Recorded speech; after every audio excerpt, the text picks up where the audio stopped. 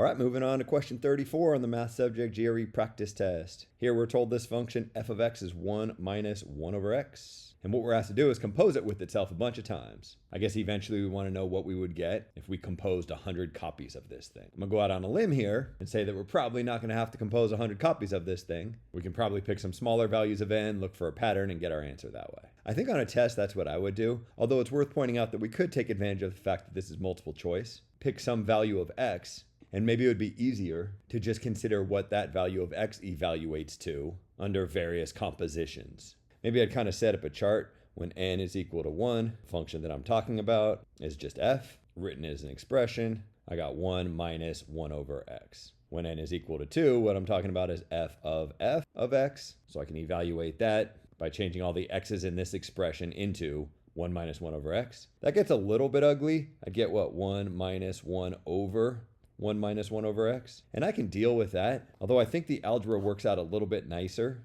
If we rewrite this expression, think about this as x over x.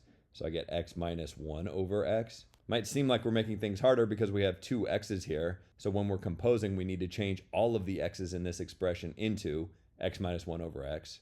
So I'd get x minus 1 over x minus 1 divided by x minus 1 over x. It looks worse, but this one's pretty easy to simplify because if I just multiply the top and the bottom of this expression by x, this x would cancel out and I'd get an x minus 1 down on the bottom. This x would cancel out, so I'd get an x minus 1 over on this term on the top. And then negative 1 times x would just be negative x. The x and the negative x cancel out, and I get negative 1 divided by x minus 1. If you don't like that negative 1 divided by x minus 1, you could rewrite it as 1 over 1 minus x. Handy algebraic trick that you're probably aware of is switching the order of subtraction just amounts to multiplying by negative 1. So you can think about multiplying the top and the bottom by negative 1 to make this positive and switch this order. Had I not rewritten this expression this way and instead came up with this as the composition of f of f, I could simplify by multiplying both the top and the bottom of this fraction by x. And I'd get 1 minus x divided by x times this 1 gives me x times 1 over x gives me 1. Well, you could leave your answer this way. I think it would make a lot of sense to think about this 1 as x minus 1 over x minus 1. So I get this x minus 1 minus this x divided by x minus 1, which sure enough yields the same thing that I had over here. Anyways, this doesn't give us a whole lot of information, so maybe we can pose one more time. Consider f of x.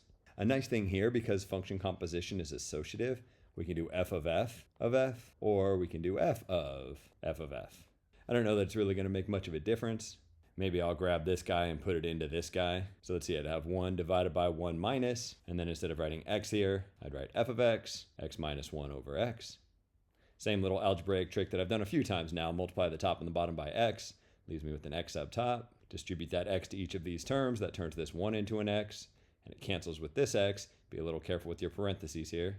We get x over x minus 1. Distribute this negative and cancel. This x and the negative x go away. This negative 1 turns into a positive 1. So we have x over 1, in other words, x. That's kind of cool. Not only is that really easy to deal with algebraically, but it's going to allow me to figure out any other compositions really easily. If I want to figure out what would be the fourth row of this little table here, again, taking advantage of associativity, it's a hard word to say, I could do f of this f of f thing. Well, because f of f is just this expression here, x, all I have to do is take this thing and put it into f. But when I take x and put it into either of these expressions, I just get that expression. What I'm saying is this is just equal to f. By the same logic, when I consider n equals 5, I could think about it, thanks to associativity, as f of f of f. This whole thing's just x, so this is just equal to f of f. Maybe you can kind of see what's going on here. When n equals 6, I would be taking whatever my f of f expression is and evaluating it at whatever f of f is. But this is just x, so when I evaluate x at x, I get x. The same thing that I had right here, f of f. And maybe you can see how this would be true for any multiple of 3, right? If I was considering 9 copies of f, I could just take my answer for 6 copies of x and evaluate it at my answer of 3 copies of f. I'd get this same idea, I just get x. So what am I looking for again? 100 copies of f? Okay. Well, 99 is a multiple of 3, so I know that if I composed f with itself 99 times, I just get x. So if I want to compose f with itself 100 times, all I would have to do is take f and evaluate that at f of 99, sure, which would be f evaluated at x, which should just be f, the original function given to me 1 over 1 minus x. Come looking up at the answers. Sure enough, that's answer A. As I mentioned at the start of this video, that if I really didn't like the algebra or thought I could save a little bit of time, I could consider some arbitrary value of x. You can choose whatever you want. It says not to choose 0 or 1, so I don't know, maybe choose x equals 2. Let's see, f of 2 would be 1 minus a half, which is just a half. F of 2 would be f of 2, but f of 2 is a half. So to figure out f of 2, I just have to take 1/2 and throw it into this function. 1 over 1/2 is 2, so I get 1 minus 2, in other words, negative 1. Same logic for f of 2. I just evaluate f of x at f of 2, which is negative 1. So I take negative 1, throw it into this function. 1 minus 1 divided by negative 1 is 1 minus negative 1, which is 1 plus 1, which is 2.